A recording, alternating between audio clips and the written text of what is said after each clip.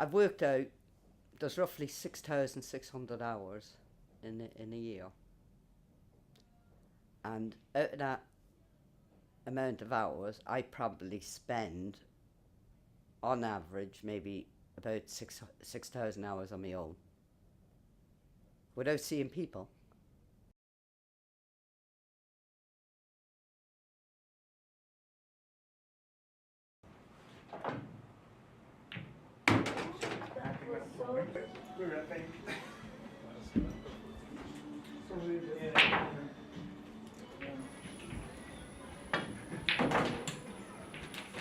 The main goal of this place is to, in a way, help brain injury survivors deal with social isolation and offering a safe space where they can spend time and socialize with other individuals that also have had a traumatic brain injury. It's just a place where head injured people come, and there's no pressure. There's no one's gonna say he's worse than him or she's worse, because we're all the same. We play pool and we play games and that, and no one judges you and say you've got to do this or you've got to do that. You just do whatever you want and there's no pressure. If you're out somewhere and you meet people, I find it frustrating sometimes, because it's not tattooed on your head that you've got a head injury, and they just don't understand, the things that you have to go through and the problems you have now. 2006 at 1 o'clock in the morning it was. The last thing I remember before my accident, because I remember filling time cheating. I used to drive the shunting the wagons, pull them off the bays, and I remember filling some paperwork in. And the next thing I do, I think it was either the next morning, I can't remember when it was, I woke up in bed. I knew I had an accident, something were up, because my head was killing me. My shoulders hurting, a horrific headache. That was it. Door off a wagon, fell off and it hit me on the back of the head. Well, it hit me outside the head here. I don't remember a thing. It's kind of hard to talk about how I am now, how I am since I've had this brain injury, because I'm still trying to work out this kind of person, because in my head, I'm this other person that I used to be. It sounds a bit crazy, really, but in a sense, it's probably been like being two people.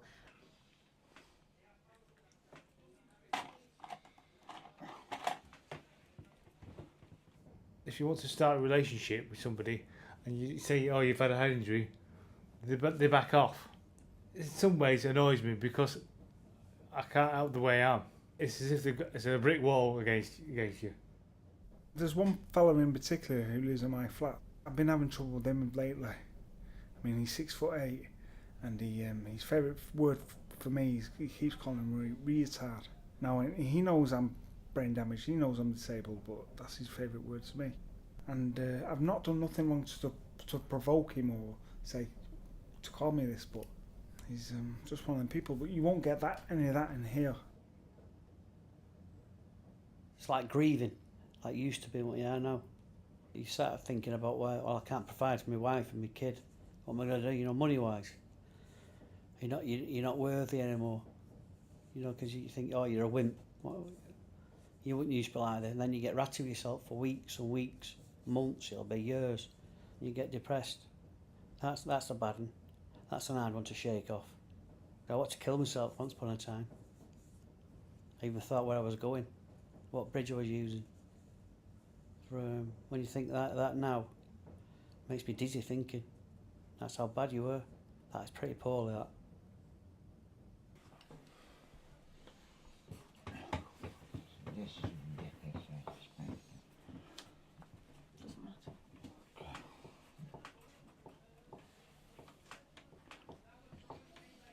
Friends just away. They just don't understand why you can't drink and be how you were before. The good ones I've kept up with, but other ones, they've dropped away. That's one of the things that really upsets me now, because people don't relate very well to that sort of sense. I've big problems if I go out socially. If I go into a pub, if I'm with more than one person, I feel lost. It's like I'm watching from the outside in. It's so weird. It's like I'm not involved. It's so stressful for me with all the different noises and overstimulation. Say like, if I go to the station, the man knows me behind the counter because he knows I've had a head injury, so he'll go at my pace. Now, if it's someone I don't know, I get myself in a fluster. You know what I mean? And it's as if I can't cope. They bombard me of all the times, and I have to have everything written down, or book receipt, book this, that, and the other, and I understand what I've done. Then that's the way I get through, making a plan. When I'm out in town and I bump into people, I feel embarrassing. You feel you're dead apologetic, and I feel it's my fault. Well, in a sense, it's not my fault because I didn't see him. It is scary because they can't see I've got a head injury, or they can't see I'm blind in one eye. They just treat me as normal, and if I bang into them, they might want to fight or they might want to hit me or something. And I'm not into doing that anymore. I can't, because if I get a bang on my head, it could kill me.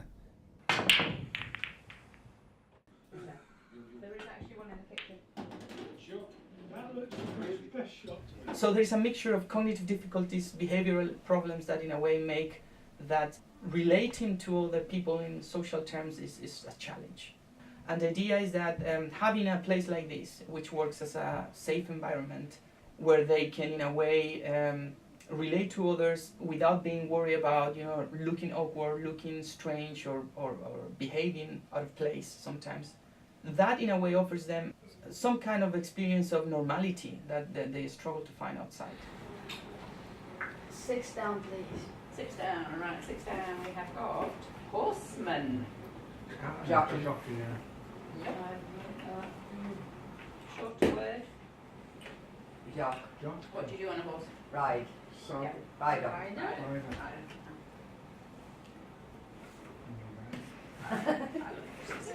Okay, your turn.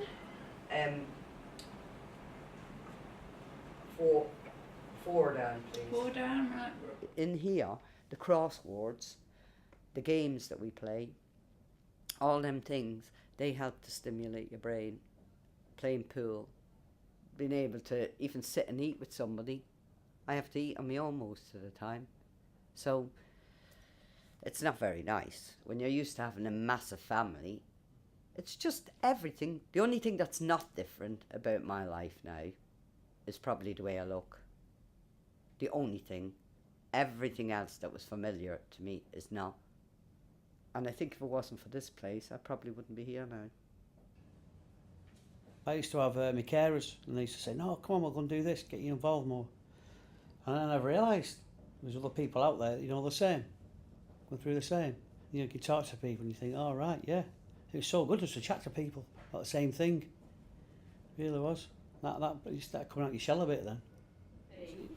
And the difference between there and there is that here he's got lots of friends.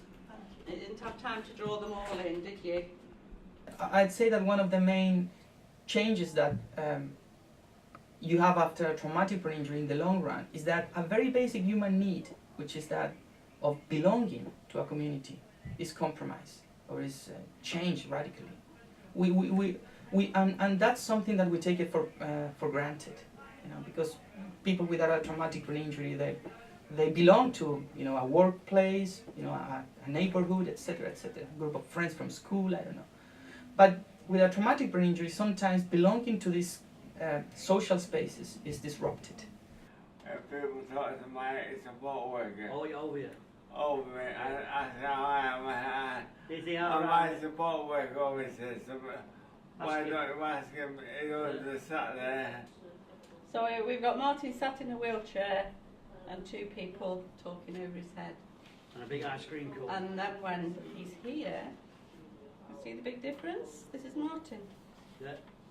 What's the I difference? thought he was. People just spoke to him. He stood up. Yeah, he's not in his wheelchair. Yeah. He's not in his wheelchair, Yeah. he stood up. This is the only place, even now, the only place I've seen specialists, I've seen loads of people, and it's the only place that when I talk to them, they don't make me feel like I'm going crazy. They don't look at me like I'm pathetic or stupid or I'm a malingerer or attention seeker. I had my head injury in 1993, so it was a long time ago. So I've had many years to adapt around it. I was in Buxton, at like a rehab place, and I had to learn to walk, talk. I had to have physio. I had to work with the OTs, and all this has made me as good as I am now, because I've been pushed. I've been told that many times by different specialists I'm as good as what I'm going to get, and I don't believe that. I believe that with brain injury that you can make new connections, and I think I'm proof of that because of the way I was before and the way I am now. I was just on another planet for many, many years, and last year I think I started to, there was a change in me, and I started to become more aware of the person that I am now. Some people have a head injury, they sit at home, watch TV and don't do anything. That's not the way to do it, because you need to be active, keep your brain active, and get out there and meet people and with similar problems to yourself, and that's what's brought me on. And because I've been coming such a long time, a lot of people ask me questions or the same problems I've had, we bounce off each other. I really enjoy it, and it's been a tonic. We're coming here, it slows you down and it makes you think and communicate with the people here. I don't feel overwhelmed. I feel more relaxed. I don't feel like I have to try and be that person I used to be. You know, I can just be whoever I am now. Once they realize something, which is that everyone here has a similar experience and they are not going to be judged, that is something quite liberating, you know, like that they can be themselves. And that, I feel, is something that generates an environment which is, I would say, very, very warm, you know, very welcoming. I mean, basically, you don't feel judged. You can be who you are, and that's is something relevant. It's kind of a human need.